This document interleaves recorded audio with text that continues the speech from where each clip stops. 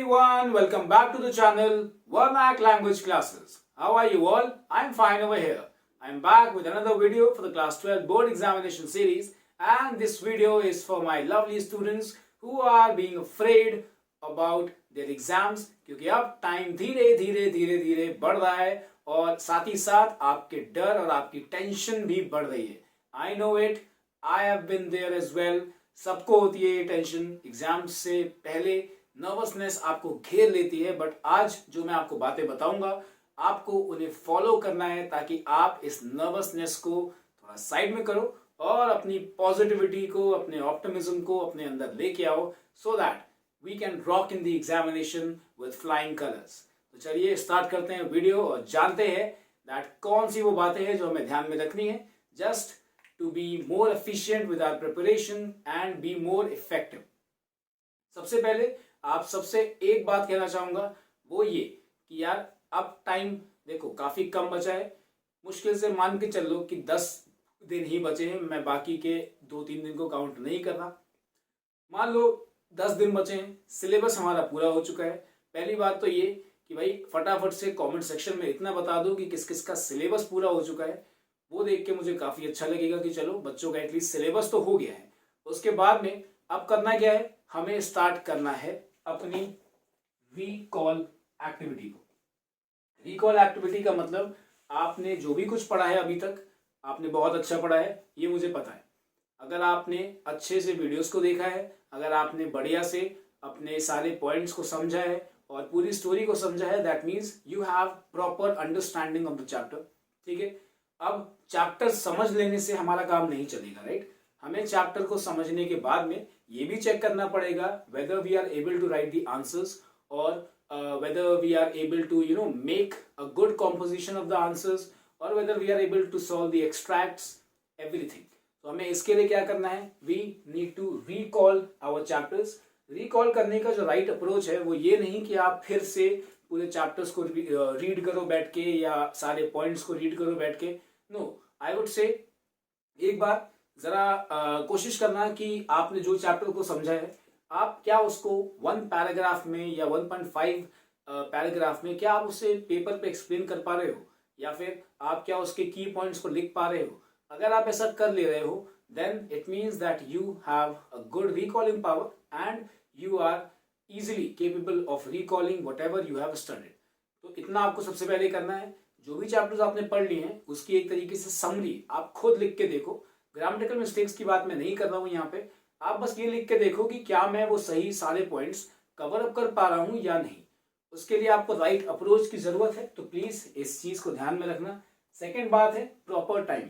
बहुत से बच्चे होते हैं कि अगर इंग्लिश की बात करें हम या कोई भी सब्जेक्ट की बात करें तो बहुत से बच्चे ज्यादातर किसी कुछ पर्टिकुलर टॉपिक्स या कुछ पर्टिकुलर चीजों पे बहुत टाइम देते हैं और इस चक्कर में उनके बाकी जो टॉपिक्स हैं जो उनको लग रहा होता है कि ये इतने ज्यादा इंपॉर्टेंट नहीं है वो रह जाते हैं. और कई बार एग्जाम में जब आप बैठते हो आपके साथ ऐसा हुआ भी होगा कि आप घर से पढ़ के गए कुछ और आपने 1-2 टॉपिक को छोड़ दिया था ये सोच के कि यार ये एग्जाम में नहीं आएगा, बट जैसे ही पेपर सामने आया वो एग्जाम में आ गया और तब आपको रिग्रेट होता है कि यार काश मैंने पढ़ लिया होता, आई हैड द टाइम, पर मैंने वो टाइम किसी और टॉपिक को दिया. उसमें से जो आया वो तो मैंने किया लेकिन ये भी मेरा छूट गया, ये मार्क्स मेरे रह गए. तो आपको प्रॉपर टाइम देना बहुत जरूरी है हर एक टॉपिक को. रही बात चैप्टर्स की, तो कोई भी चैप्टर का वीडियो आपको ऐसा नहीं है कि 30-40 मिनट का मिलेगा जिसको आपको देखने में लगे थोड़ा आलस सा है. इतने लेंथी वीडियोस नहीं है. मैं कोशिश करता हूँ हर एक वीडियो में ताकि कम से कम टाइम में आपको चैप्टर एक्सप्लेन कर सकूँ बढ़िया से. तो आप सभी चैप्टर्स को प्रॉपर टाइम दो और साथ ही साथ जो हमने अप्रोच की बात की थी आपको वो भी जरूर करना है. ओके.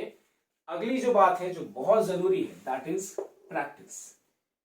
चैप्टर समझ लिया, चैप्टर की समरी बना ली, आगे क्या करें, आगे आपको करनी है प्रैक्टिस. जो क्वेश्चंस मैं यहाँ पे कराता हूँ आपको क्वेश्चंस की जो पीडीएफ्स हैं वो भी मैं सोच रहा हूँ कि उसको मैं शेयर कैसे करूंगा आप तक, तो उसका भी तरीका निकल रहा है और आपको बहुत जल्द सारे पेपर्स भी मिलने शुरू हो जाएंगे. लेकिन फिर भी बहुत सारे बच्चे होते हैं जो एक्सटर्नली मार्केट से कई सारी books, sample papers, question banks को परचेज करते हैं. अब बच्चे का ये पॉइंट ऑफ व्यू होता है कि जितनी ज्यादा बुक्स होंगी मेरे पास उतनी अच्छी प्रिपरेशन होगी. वेल, ऐसा कुछ नहीं है.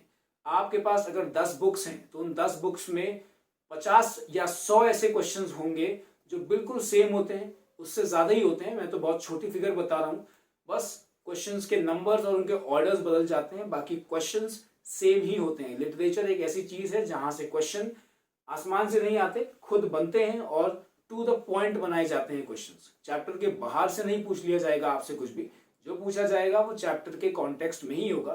तो जो भी बच्चे 10-10 बुक्स लेके बैठे हुए हैं पढ़ाई के लिए, आप ऐसा मत करो, आप क्वालिटी पे ध्यान दो, क्वांटिटी पे नहीं। आप 10 बुक्स को एक एक बार पढ़ोगे, उससे अच्छा है आप 2 बुक्स को अगर 5-5 बार पढ़ लेते हो तो आपकी वहां पे रिकॉलिंग पावर ज्यादा बेटर हो जाएगी, आपको अच्छे से वो चीजें समझ में आएंगी और आपको ध्यान भी रहेंगी। तो please don't go for quantity, always go for quality. And the next one is efforts matter more. सब कुछ कर लेने के बाद अगर आपको ये लगता है कि यार मेरा रिजल्ट आ पाएगा या नहीं, तो बस एक बार ये सोचना कि मैंने कितनी मेहनत करी है, मैंने कितने एफर्ट्स डाले हैं अपनी इस तैयारी में। ध्यान रखना, लाइफ में रिजल्ट्स आपको नहीं सिखाते, उन रिजल्ट्स तक पहुंचने के लिए जो आपने एफर्ट्स डाले हैं वो आपको एक अच्छा इंसान, एक इम्प्रूव पर्सनालिटी बना के जाते हैं। So it is my humble request, please keep making the efforts, keep putting in the efforts, क्योंकि वही चीज आखिरी में मैटर करती है। आप खुद की नजरों में तभी ऊपर उठोगे जब आपको ये पता होगा कि मैंने पूरी ईमानदारी के साथ में अपने एफर्ट्स दिए थे। हो सकता है एफर्ट्स आपने डाले और आपके 1-2-3 मार्क्स कम आ गए, लेकिन उससे आप डिसअपॉइंट नहीं होगे, आपको खुद पे बहुत अच्छा फील होगा कि मैंने एफर्ट्स तो दिए थे, मैंने पूरी ईमानदारी से अपना काम किया था। अगला जो हमारा पॉइंट है वो है गारंटीड रिजल्ट्स। सब लोग चाहते हैं कि वो जितनी पढ़ाई करें रिजल्ट्स उनको उतने मिले। कई बार ऐसा भी होता है कि नहीं मिलते हैं, लेकिन इस चीज को हम अवॉइड कर सकते हैं बहुत ही इजीली।